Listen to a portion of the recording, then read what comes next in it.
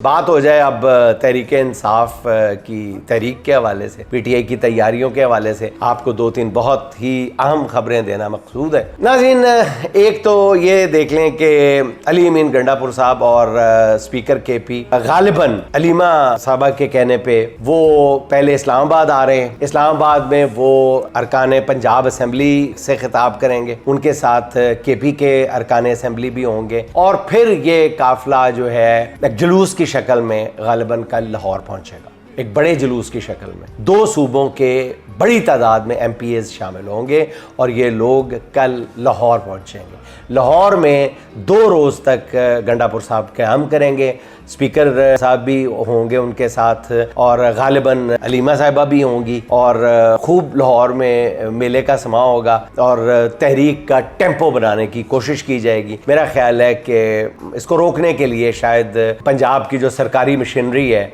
उसके पास अभी फौरी कोई स्ट्रेटजी नहीं है कि इसको फौरी तौर पे कैसे रोका जा सके। अब देखते हैं क्या होता है। कल जो है वो गंडापुर साहब का स्पीकर केपी का लाहौर में होगा मेरी इतलात के मुताबिक, और आज रात किसी वक्त वो गालिबन केपी हाउस इस्लामाबाद में वो दोनों सूबों के अरकान सूबाई असम्बली से मुलाकातें कर रहे हैं। तो मामला जो है वो कहते हैं पंजाबी में पख रहा है, मामला गर्म हो रहा है, तता हो रहा है। तो ये उसका मेरा ख्याल है कि नुक्ता आगाज़ हो, इसको नाज़रीन रोकना बहुत मुश्किल हो जाएगा। और दूसरी बात नाज़रीन, जो तहरीक की तैयारियां जिस अंदाज में की जा रही हैं कि मुख्तलिफ शहरों में एहतजाज को फैलाया जाएगा, नाज़रीन ये रोकना मुश्किल नहीं नामुमकिन हो जाएगा।